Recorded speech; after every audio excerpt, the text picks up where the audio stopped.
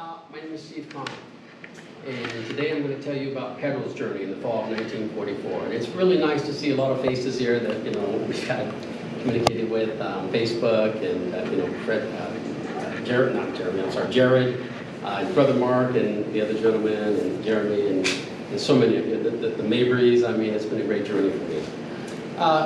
Pedro was my father's first cousin, okay?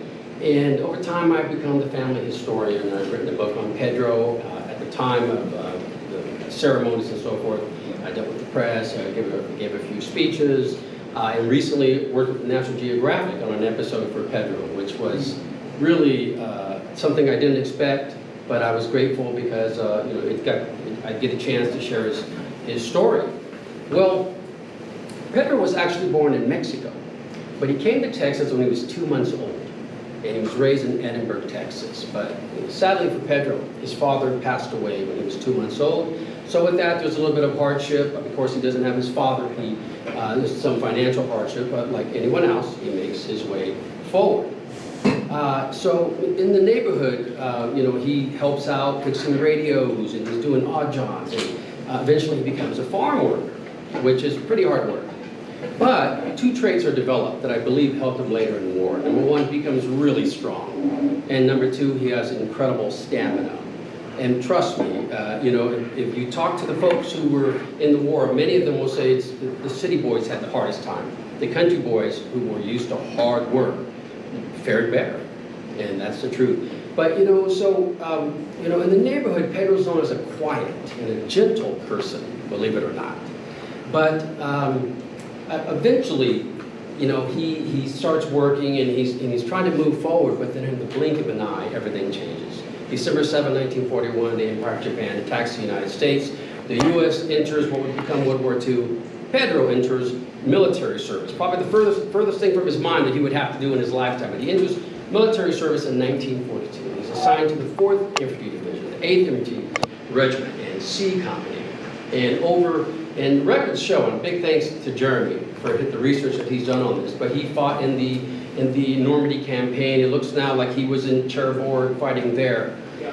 So Pedro is, he's finding his way through life. It's not easy, but he is finding his way.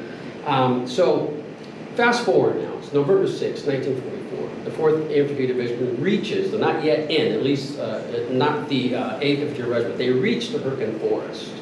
And so 1 month of fighting. 1 month of fighting, they're going to suffer 4,053 battle casualties and over 2,000.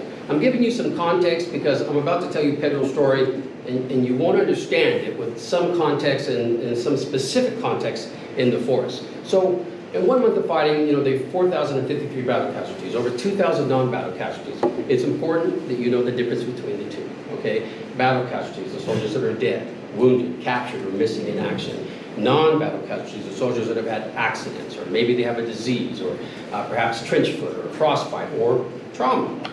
So the Hurtgenwald Forest, it covers an area approximately 50 square miles, okay? And it's roughly the shape of a triangle, encompassed by 3 cities, Aachen, Manschau, and Durham.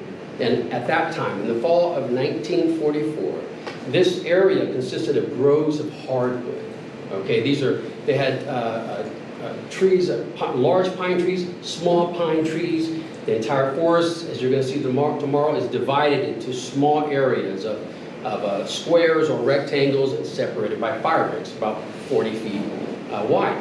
And in the densest part of the forest, you can barely see 10 yards forward, giving you a little bit of idea of what they may have faced when they were having overcast days. And I was out there a few days ago, and it was an overcast day, and I was really surprised how dark the forest looked. And it can change in an instant. So I'm not using visuals today, but I'm sure we've all read books. Today is the story, and tomorrow for you will be the visuals. But Pedro's story is very specific, okay? And so I'll tell you today, and you'll get an idea of what he went through tomorrow, but the terrain has changed. So keep that in mind. In the fall of 1944, this area in the Hurtgenwald Forest is hit by alternating rain and snowstorms. So almost immediately, the roads and the trails become quagmires. I mean, the ground is completely saturated with water. finally, November 10, the 8th Infantry Regiment, and I'm switching to the 8th Infantry Regiment, okay, Pedro was in the 8th. They reached Zweifel, okay, and Zweifel would be their headquarters for, I believe, the entire Hurtgen Forest. His divisional headquarters. Yeah, the divisional headquarters. Well, the mission of the 8th Infantry Regiment was to seize the high ground in the Wanal Forest, which was part of the Hurtgen Forest. 5 days later, November 15, they moved to a more advanced area, okay, Bend. And then eventually, Pedro's 1st Battalion of the 8th Infantry Regiment, they enter the Hurtgen Forest on November 17 of 1944. About 1 month of fighting. There's going to be close combat fighting. And you're going to find out in Pedro's story, it does not get any closer. Okay, he was a fighting man, and he was the tip of the spear, and that's the kind of fighting you're going to hear about. So when I say close combat, practically all of the combat, okay, was done within a range of 25 yards. And that's pretty close, especially if you're there for a month, okay? A little bit about the area now. The majority of the trenches and bunkers are about 5 yards inside the forest, and they're usually overlooking a clearing that's been filled with mines. For the 6 weeks before the 8th got there, the Germans had been reinforcing their defensive positions. What they had done is there had been elements of the German army that had been shattered in France and Belgium as the Americans drove across it. So they've reorganized them now, and they're throwing them into this battle. So they're digging minefields, and they're putting up barbed wire, and they're putting up roadblocks. The nights are freezing cold. Okay, and the soldiers, unfortunately, because the ground is so wet, their uniforms are completely soaked, and because they're crawling on the ground, and they have an extra pair of socks. I know this is so simple, but they have an extra pair of socks, but there's no way to dry them. So the combat boots are freezing and they're cold. Their feet are freezing, so they're not comfortable. They had no bedrolls. They didn't carry any into battle, so that makes things even more uncomfortable. Now, I had the privilege of knowing Bill Lloyd. Bill Lloyd was a soldier that fought in Company C, the only soldier that I ever met who fought in Company C alongside Pedro in the Hurtgen Forest. He was from Elon, North Carolina, and he was a good friend of mine, and I got to share some life with him. And Bill was a storyteller. He told me a lot of stories, including his upbringing and what shaped him as a man, and his character. He told me about the first time that he went hunting and killing his first rabbit, and how he brought it home. He was so proud to show his mother. But there were other things that this country boy experienced that helped him in war. And one of them was he would hunt at night. And at night, he could use where the moss grew on the trees to tell him where north was. Because you see, most of the time in the northern hemisphere, moss grows on the north side of the tree. And guess what? Elon, North Carolina is in the northern hemisphere. And not only that, so is the Hurtgen Forest. So that really helped him, because a lot of times when he was in the Hurtgen Forest, the men would be starving, and they would have to send men back to get food. And so a lot of times those men would disappear and never be seen again. Bill never got lost. And why? Because he knew the forest. He knew how to read the forest to help him use these trees and where moss grew. And by the way, moss is like an antifreeze. It does not die in the winter. So there's a lot of interesting little factors that play into why someone might survive and why someone might not survive. So, but he also said every 9 days, they'd be sent back to the rest area for 1 day. And when they would get there, he said they would fill their helmets with hot water, take off all their clothes, throw it on the snow, and take a bath out of that helmet. He said you couldn't recognize them. They had so much mud on their face and in their hair, you wouldn't be able to tell them apart. So these are the conditions that the men of the 8th Infantry Regiment were facing on December 2nd of 1944. Now, Pedro's 1st Battalion moves into the forest at 9 a.m. But you know what? Pedro isn't with them. And the reason for that is because he's departed 1 hour earlier at 8 a.m., okay, with the assault elements of Company C. These are the guys that are going to get into the fighting right on the get-go. And when they get into that forest, they almost immediately get pinned down by 8 German machine gun nests. And just so you know, they're facing the German 942nd Infantry Regiment, the 353rd Field Replacement Battalion, and the 353rd Artillery Regiment. Now, this is a battle you're not going to understand if you don't understand the MG-42. It's a big deal.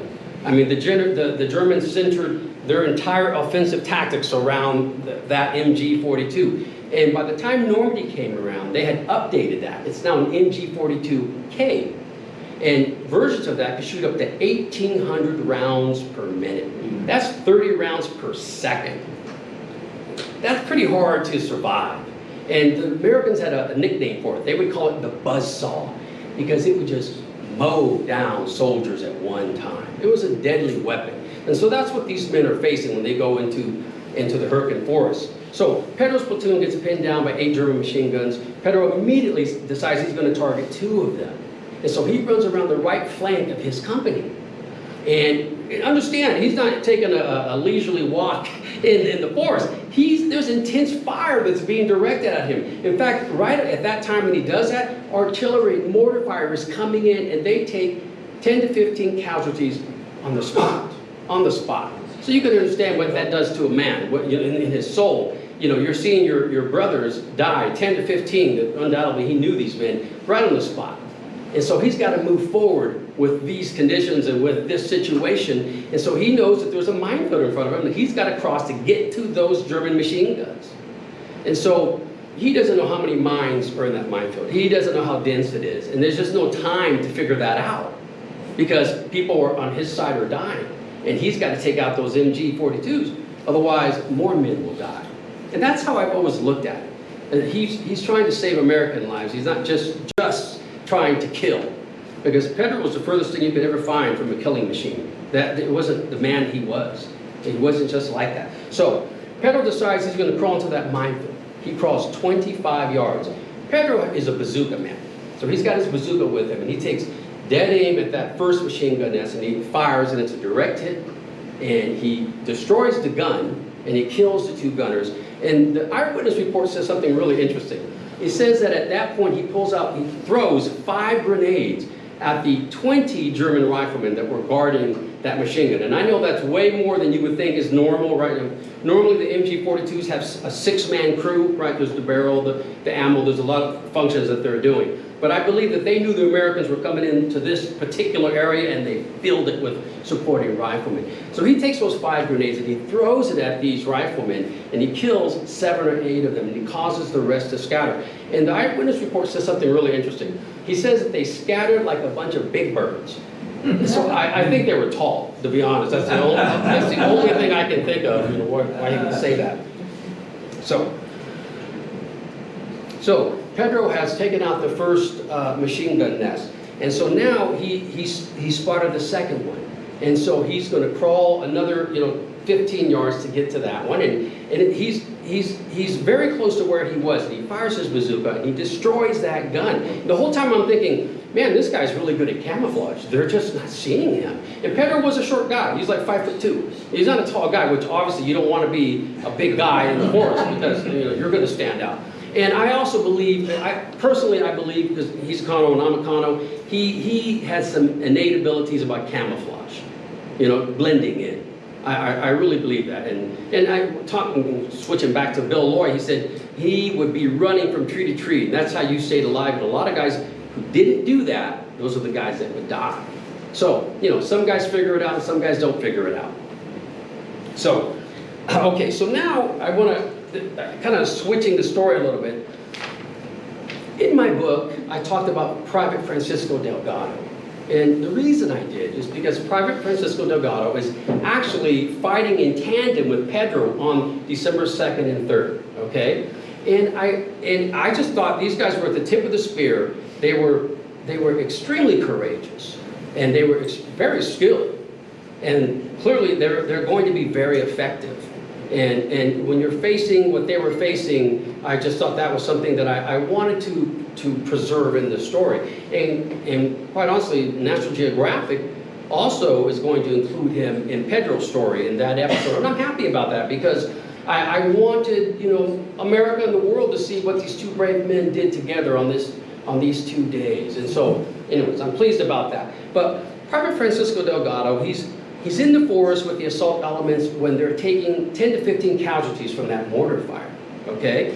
And he sees Pedro crawl into that forest, to the minefield, and he doesn't know, how many mines, but he decides he needs to go in there too, and he does. Now, he's got a bar, okay? A bar is a Browning automatic rifle. It's a light machine gun, okay? All right? That's And what I like. yeah, yeah, these guys know. Well, compared to the regular, it's lighter, okay? All right. So we'll agree that. No. So anyway, so he targets the machine gun nest that he's targeting. He targets it and he fires a burst from his gun and he destroys the gun and he kills the 2 gunners. He does something interesting now. He puts down his bar and he picks up a bazooka. This guy picks up a bazooka and now he's targeting the 2nd German machine gun nest, and he crawls to another 10 yards to it. He fires that bazooka and he destroys that machine gun nest, and he kills the 2 gunners and several supporting riflemen. Now, what I'm liking about Francisco Delgado and Pedro is they're really creative, because he then puts down that bazooka and he picks his bar back up, and now he's targeting 8 German riflemen. Okay, and so he decides he's going to charge them.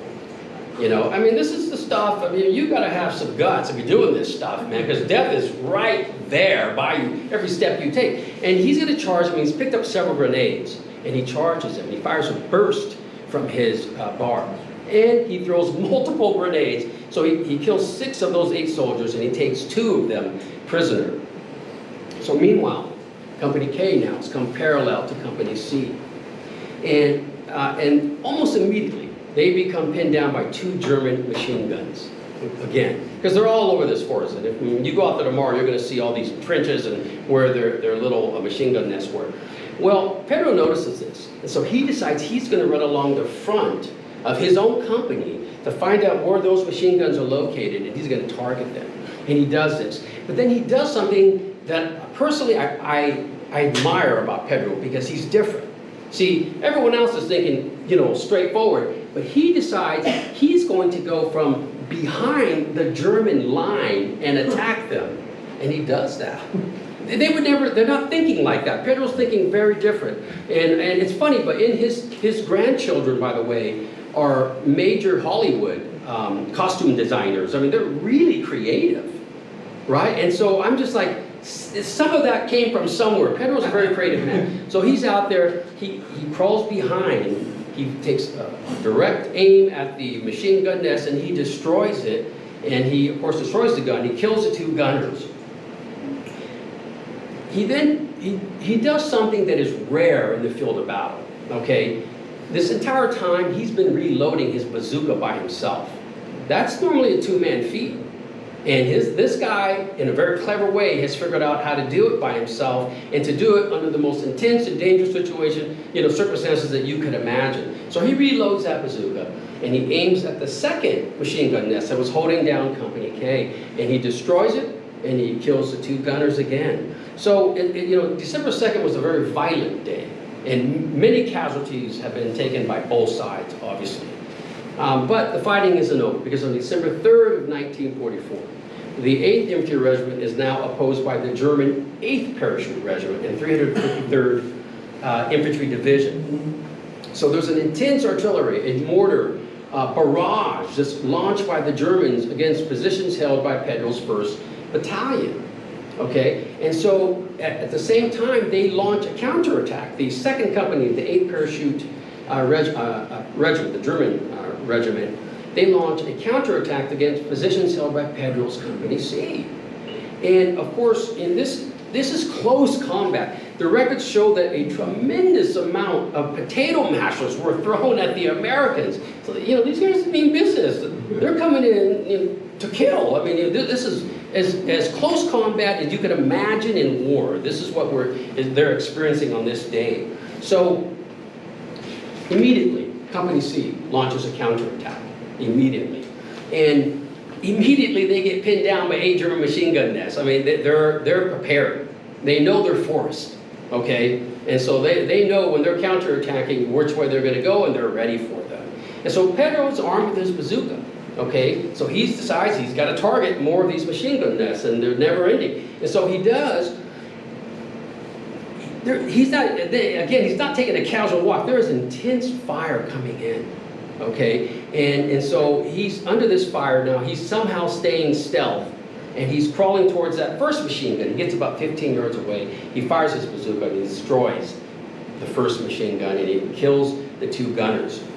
He crawls another 10 yards towards the second German machine gun nest. And I know I make it sound so easy and so casual. Has anyone ever experienced paintball? My God, it's impossible to stay alive with paintball. and you know what I mean? So I can imagine the MG42, 1,800 rounds per minute. And by the way, a 2,300 foot range. I mean, it's the worst way, and twice as fast as any machine gun on Earth at that time.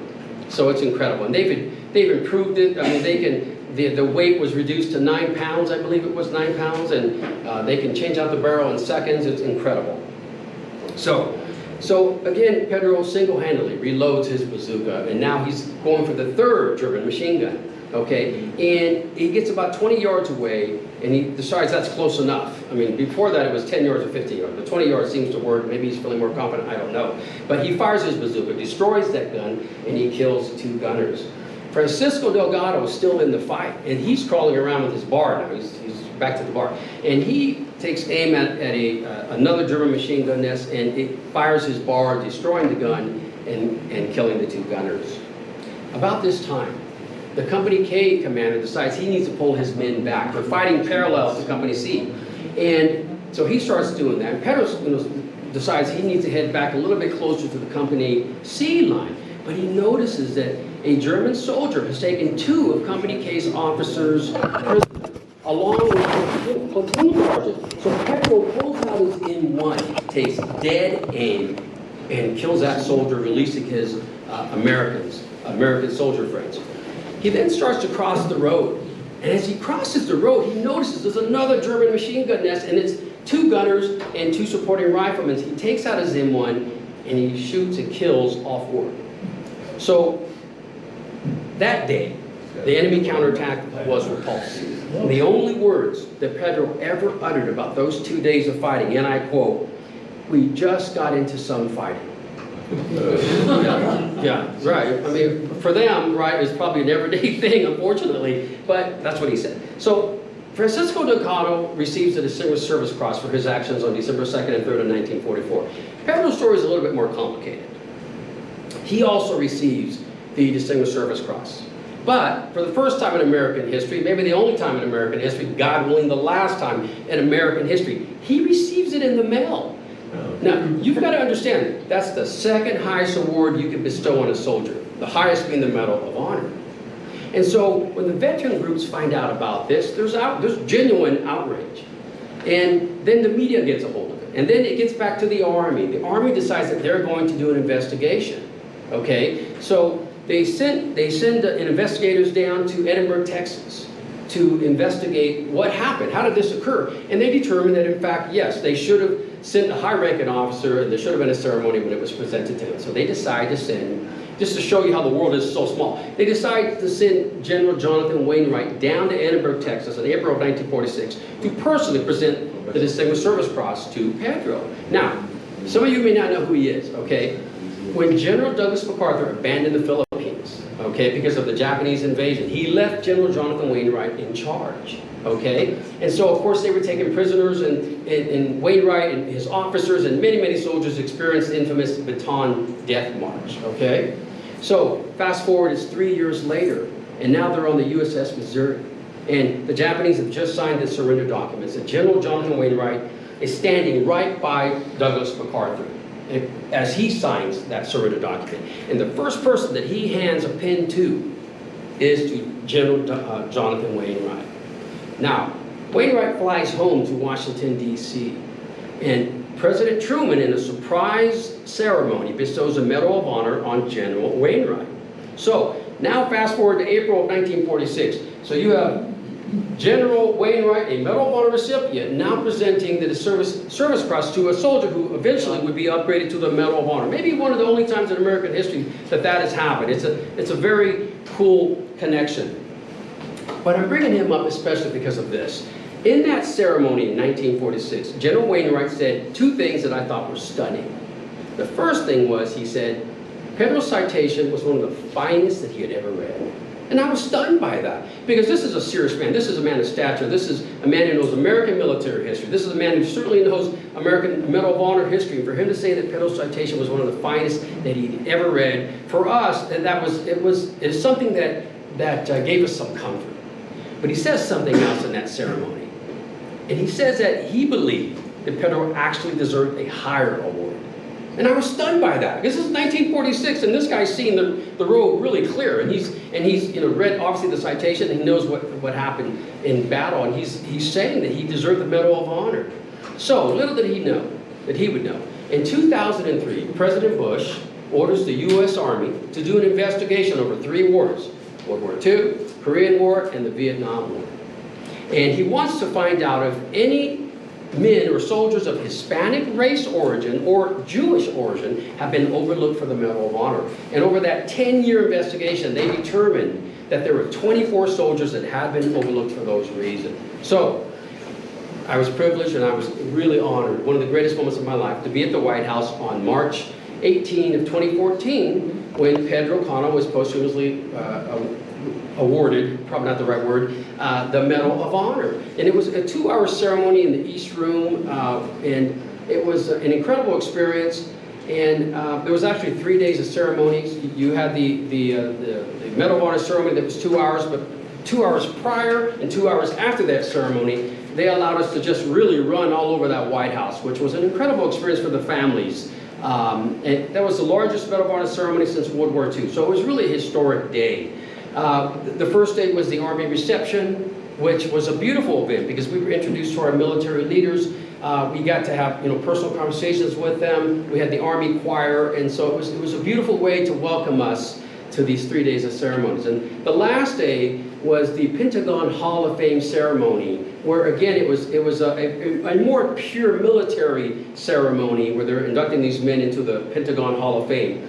And we ended it by singing the Army songs, civilians and both the military people. And for us, it was very moving because it's not something that we're part of.